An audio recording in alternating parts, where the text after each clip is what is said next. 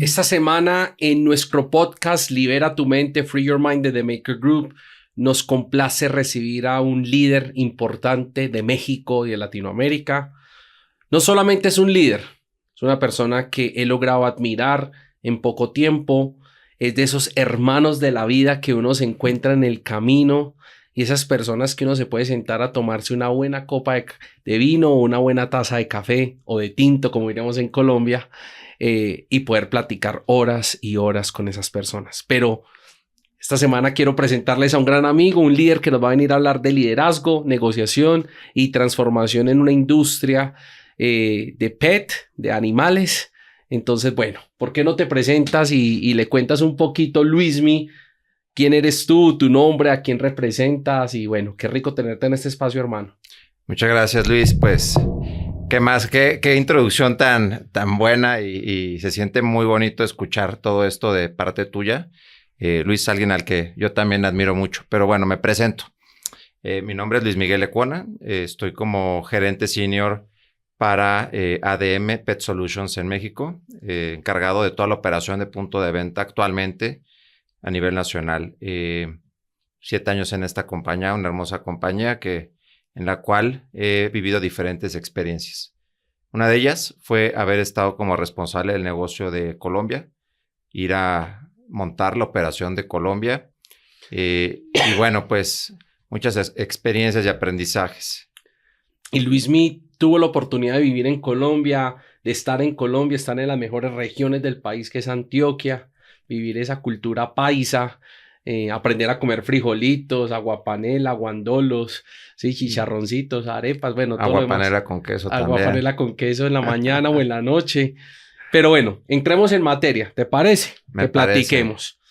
Bueno, nos comentas entonces aquí, Luismi, que has tenido tú la oportunidad de liderar áreas, no solamente en ADM, has venido de grandes empresas también en tu carrera, pero háblanos un poco de haber vivido en otro país.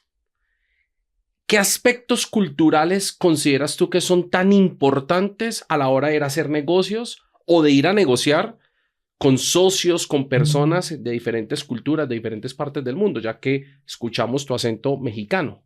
100% mexicano. Pues bueno, me parece que lo más importante de ir a otro país que es diferente a ti es primero investigar. Investigar es la cultura, las costumbres, cómo son las personas, cómo se vive el día a día, qué es lo que les interesa, qué es lo que les mueve a ellos. Ser humilde. Me parece que eso es muy importante, pues nosotros vamos a una cultura distinta a aprender. Entonces tenemos que ir con una mente muy flexible, una mente que se adapte a cosas que nosotros no estamos acostumbrados en nuestro día a día. Y yo creo que es la palabra, me parece que es mente flexible y humildad. Me encanta porque a veces yo creo que líderes o en grandes posiciones o tradicionalmente en Latinoamérica no se hablaba de esas dos partes, de la flexibilidad, porque se decía que si un líder era flexible, se lo iban a comer vivo y que sus empleados o las personas de su equipo no iban a respetarlo. Y que si era muy humilde, pues también que le iban a dar en la cabeza, ¿no? Groseramente iban a decir, por humilde o por huevón fue que se dejó tumbar. Entonces había que mostrarse en esas posiciones como de egocentrismo, de firmeza, de ser inflexible, era lo que se mostraba que era un gran líder en su momento. Entonces, háblanos de este tema de que hablabas de ir a Colombia o ir a este país de la investigación, de la flexibilidad. ¿Cómo permea esto a la hora de negociar? O sea, hoy por hoy en ADM, en tu área, ¿cómo estos elementos que acabas de mencionar o quizás otros que quieras agregar son de suma importancia para negociar? Mira, me faltó mencionar un concepto que se llama inteligencia. Bueno, tú conoces la inteligencia emocional, ¿cierto? Total, sí. Hay otro que se llama inteligencia cultural. Chévere. Entonces, pues tienes que conversar con la gente, tienes que construir relaciones, tienes que tener escucha activa, entendimiento. Entonces, me parece que es un conjunto de habilidades nuevas que tenemos que tener actualmente para poder entrar, para poder ir a otro país, a otra cultura. Y algo que me gusta a mí mucho también mencionar es, uno llega a un país o uno trata con otra cultura y no es esa cultura la que se tiene que adaptar a ti, a tu estilo en la negociación. Más bien tú tienes que adaptarte al estilo de negociación de la otra cultura. Entonces, esta parte rompe con muchos paradigmas que tienes tú porque has estado acostumbrado a tratar, yo en mi caso, con mexicanos todo el tiempo. Y entonces es una forma de comunicación muy distinta a tratar con un brasileño, a tratar con un colombiano o con otra cultura latinoamericana. Entonces, uno se tiene que adaptar, uno tiene que llegar con esa inteligencia cultural y adaptarse a cualquier cultura. Entonces, todos somos competitivos por naturaleza. Los mexicanos son muy competitivos, el peruano, el colombiano, el chileno es muy competitivo. Y pues la verdad es que todos creemos que somos mejores que todos.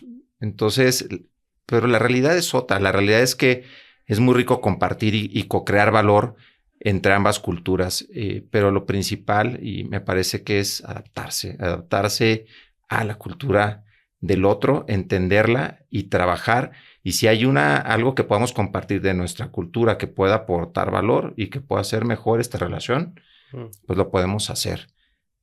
Sin embargo, pues es muy, bueno, en mi caso, y comentario muy personal para mí, ese sí fue un impacto muy fuerte, porque yo entré como mexicano, entras duro, pues sí te entiendo, pero no, y entonces, hay muchos más feriados. Son ejemplos, voy a platicar un poco de la cultura colombiana y brasileña.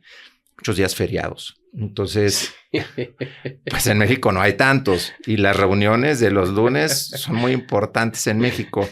Y en Colombia dos de cada mes. Dos lunes de cada mes son feriados, son festivos. Entonces, pues tienes que adaptarte. Entonces, pues claro, el mexicano toma la junta con México, pero el de Colombia, pues es su día y es un día sagrado. Ir a la finca. Estar en la finca un día de sol, muy chévere, pero bueno, es eso. Cuéntanos, Luismi, gracias porque hablas de la adaptabilidad y me encanta ese tema porque hoy por hoy los negociadores, los líderes tenemos que continuamente adaptarnos, no solo a culturas, sino a las transformaciones digitales, a los cambios generacionales que hay, a los cambios del shopper, del consumidor, ¿no? Háblanos. De pronto hablabas ahí de pronto esas diferencias. Yo creo que a nuestros oyentes les encantaría escuchar quizás alguna anécdota. Una anécdota de una negociación difícil o una negociación chistosa, pues que tú digas, te dejó grandes reflexiones o aprendizajes en su momento, sea en México, sea en Brasil que hablabas o sea en Colombia. ¿Tienes alguna por ahí que nos traigas? Mira, tengo varias. Se me viene una a la mente en la cual aprendí yo mucho. Fue una negociación larga. Fue entrar a Canal Moderno con una cadena muy importante allá en Colombia. Como acá en México tenemos Walmart, Chedraui, Soriana, las grandes superficies también existen en Colombia. Entonces está Éxito, está Cencosud y otras. Son pues muy similares, ¿no? Formatos de más de 2,000 metros cuadrados, experiencia de compra, muy similares a lo que hoy tenemos en México como Walmart, Chedraui, allá está Éxito y Cencosud, los más grandes. Bueno, fue una negociación muy larga, de mucho tiempo. Me parece que fue muy bueno el resultado. Me tocó estar con un negociador con mucha experiencia en la categoría, que había vivido muchos cambios, incluso en este caso, había habido muchos cambios de liderazgos, adquisiciones. Entonces él traía diferentes culturas atrás y mucha experiencia. Un negociador con muchas habilidades. A eso voy. Tenía muchas habilidades y muchas facetas. A veces muy amigo, a veces no tan amigo. Y bueno, jugaba su rol bastante bien. Pero lo que me gustó de él fue, y voy a mencionar un poco a The Makers Group en el tema de estilos de negociación. Ahora, integral. Entonces él siempre buscaba maximizar valor para ambas partes. Lo entendí después de mucho tiempo, porque me parecía una persona difícil, que no avanzaba la negociación. Sin embargo, caminamos juntos en tiendas, recorrimos juntos tiendas, revisamos portafolio. Me compartió la visión que él tenía del negocio. Platiqué con diferentes personas claves en la operación del punto de venta y al final logramos tener un entendimiento a ambas partes de qué es lo que queríamos nosotros y qué es lo que querían ellos, y llegar a una negociación en donde ambos fuimos muy felices, ¿no? Entonces, ¿qué me gustó de esto? Me gustó el caminar juntos, me gustó sentarme con él y con otras personas de su negocio y poder poner todos los puntos sobre la mesa, abrir la información, compartirnos información. De hecho, yo te puedo decir que de muchas experiencias que he tenido, la más reciente, sí era una persona muy abierta y no dejó nada sobre la mesa. Entonces los dos ganamos. Y bueno, pues para mí me parece que estos son los socios comerciales que uno quiere tener siempre, en donde se maximiza el valor de ambas partes. Y bueno, pues ese fue, y al final terminó siendo una gran amistad y pues también, al final somos personas. Entonces tú negocias con una institución, con un ente, pero al final todos somos personas. Entonces fue muy chévere esa experiencia. Terminamos negociando personas, ¿no? Entonces, y bueno, pues esa es la experiencia que te puedo dar. Bueno, gracias por compartirnos esa anécdota, y hablas tú ahí al final de negociamos con personas. Yo continuamente le digo a los negociadores, te lo dije en algún momento a ti, que nosotros no negociamos con las empresas, porque al final yo no me puedo meter en la cabeza de una empresa. Y la función de un negociador es meterse en la cabeza del otro. Y era meterme en la cabeza, qué los mueve, qué les duele, por qué, cuándo, cómo, hacia dónde lo ven. Y creo que tú nos cuentas en esa anécdota de esa persona que lo abre así. Y te hago una pregunta de este lado ahora. ¿Cómo hacemos para que las negociaciones a veces no se centren al corto plazo y sea de largo plazo, maximización de valor, o generemos ese valor a largo plazo que queremos? ¿Cómo hoy por hoy lo maneja ADM? Y pongo ejemplo. ADM, para los que no saben, nos escuchan, nos oyen, nos ven. ADM es Archer Daniels Midland. Es una empresa, un conglomerado gigante americano, billonaria la empresa, pero hoy por hoy en el mercado latinoamericano no es quizás la marca líder, ¿cierto? Específicamente en mascotas, alimentos para perros, gatos, en su momento. Entonces, ¿cómo hace hoy ADM? ¿Cómo hace Luis, Miguel? ¿Cómo hace tu equipo para no centrarse pronto en ese? Porque es muy fácil querer centrarse en las negociaciones, en el negocio del ya. Necesito llegar al resultado. Pero ¿cómo hacemos para que poco a poco maximicemos? Y me contabas en algún momento en un almuerzo que hoy ADM ya le está tocando los talones al segundo, o ya está casi a la par del segundo del mercado, ¿no? Entonces cuéntanos un poquito sobre eso. ¿Qué se está haciendo? Mira, yo creo que lo más importante es ser cercanos con los clientes. Nosotros buscamos no tener solamente clientes, sino realmente socios comerciales, ser el socio preferido que genere valor en nuestros clientes. Y no solamente te voy a hablar de la cercanía con el cliente, en el cual es pues un distribuidor, puede ser un cliente de una gran superficie, Canal Moderno que explicaba, o de mayoreo, sino también es el usuario, ¿no? Bueno, el dueño de la mascota en este caso, que es nuestro shopper. Entonces nosotros constantemente estamos teniendo esta cercanía, conversaciones con ellos, esta rendición de cuentas. Me parece que, fíjate que esta palabra de rendición de cuentas, pues la escuché y te lo voy a platicar de anécdota en el colegio de mis hijos. ¿No? Nosotros vamos a tener estos procesos, estos sistemas, y además vamos a rendir cuentas con ustedes.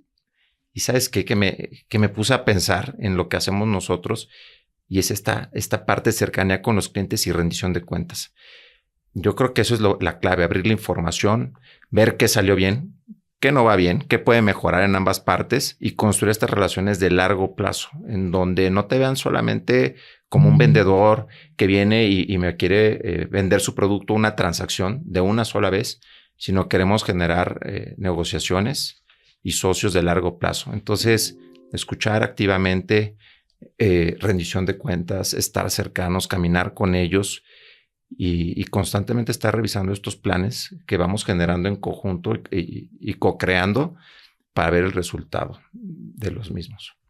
Oye, Luismi, cambiando un poco aquí de ejes, quizás cuando nosotros éramos niños No sé si tú tuviste mascotas o no. Yo tuve un pescadito y un hámster porque perritos no me dejaban tener.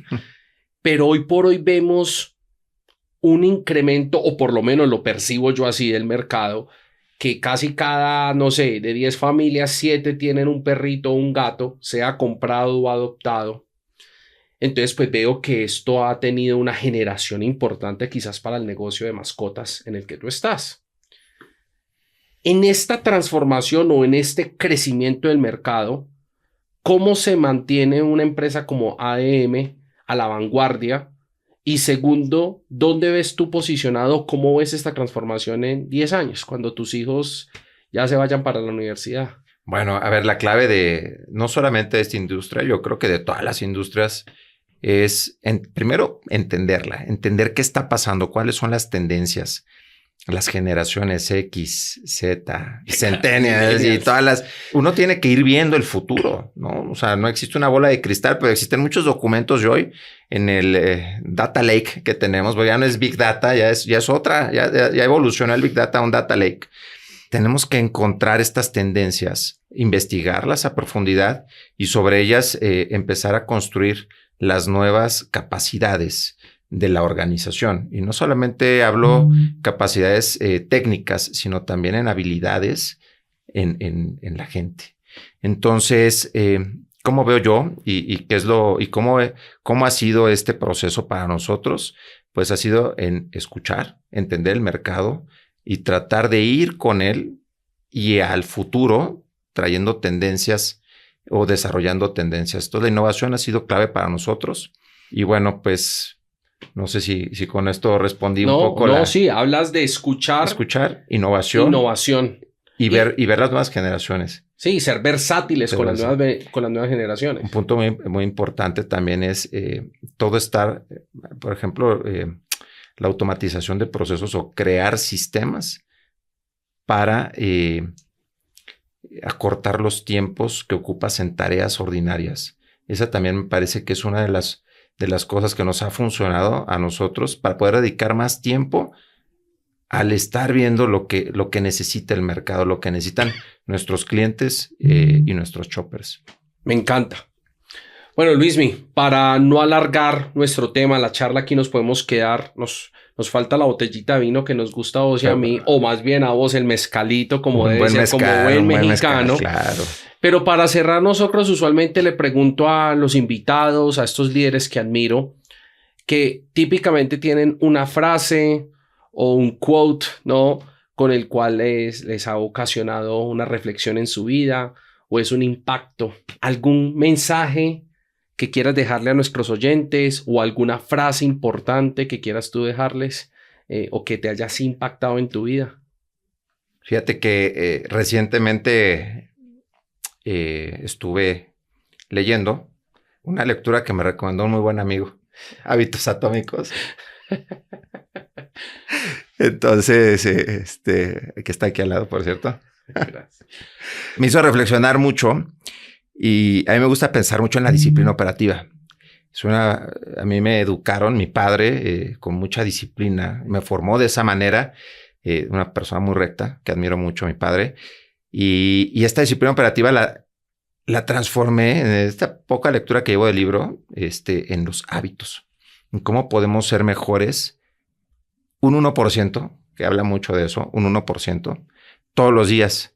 Y eso nos podría generar un cambio, una transformación 37 veces mejor a lo largo de un año. O sea, ese cambio puede generar 37x en ese hábito, en eso que estás desarrollando de ti. No me voy a ver a cifras matemáticas de actuario, pero simplemente es reflexionar todos los días. Hay otra cosa también, dar gracias. Ahorita voy a hablar de dar gracias. Pero es reflexionar todos los días qué podemos hacer mejor, generar estos pequeños hábitos para que transformen nuestra vida de forma positiva y también ver cuáles son esas costumbres, esas actitudes negativas que tenemos para descartarlas. Y ahí voy a poner un ejemplo. Habla de un avión que sale con destino de Los Ángeles a Nueva York. Y dice que, ¿qué pasaría si el piloto se desvía 3.5 grados? pues tú pensarías que 3.5 grados no es nada. 2 metros a la hora de despegar, 2 metros a la derecha, nada. Y bueno, el avión pues no terminaría en Nueva York, terminaría en Washington, más de 300 kilómetros de distancia. Entonces ese pequeño cambio, que es insignificante, genera un resultado muy distinto. Entonces, importante esa reflexión. Y la otra, tener un diario de la gratitud, que todos los días tengamos la costumbre de, en las noches o en el momento que tú quieras, documentar y dar gracias por lo afortunados que somos en esta vida. Los que tienen la oportunidad de tener a Dios en sus vidas, lo afortunados que son, una familia y muchas cosas que a veces damos por hecho: caminar, ver, oír, el gusto. Entonces, pondría estas dos cosas, si me lo permites. Una es generar ese cambio, un 1% todos los días positivo. Y la otra es agradecer y dar gracias por lo que tenemos, por lo que somos y a dónde hemos llegado el día de hoy. Y cómo podemos generar valor en la sociedad, en las personas, en nuestros amigos, en nuestra familia, por esta fortuna que tenemos de poder haber llegado hasta donde llegamos. Bueno, me encanta. Pues sería todo. Esa no me la esperaba. Esa no. Esa fue una curvita. Esa fue una curvita. Qué bueno, Luismi. Me encanta esa reflexión. Generar ese 1%. Yo lo hablaba hace poco en una charla de el interés compuesto. Si todos los días hacemos una cosita adicional, ese cambio es grandísimo en nuestras vidas. Y me fascina la base de todo, que es Dios con la gratitud. Luismi, gracias por este espacio, gracias por compartir anécdotas, tu experiencia, toda tu filosofía de vida. De nuevo, ese líder admirable que hoy se convierte en un hermano más de la vida para mí. Y gracias por compartir este espacio con nuestros oyentes, con las personas que nos ven. Y esperamos volverte famoso, pues. Eso. Hacerle honor a tu nombre, Luis Miguel. Listo. Muchas gracias. Gracias. Recuerda que si te gustó este podcast, danos tu like, déjanos tu comentario, compártelo. Pero para más historias inspiradoras, anécdotas y libera tu mente aquí en The Maker Group Latam, en nuestro podcast.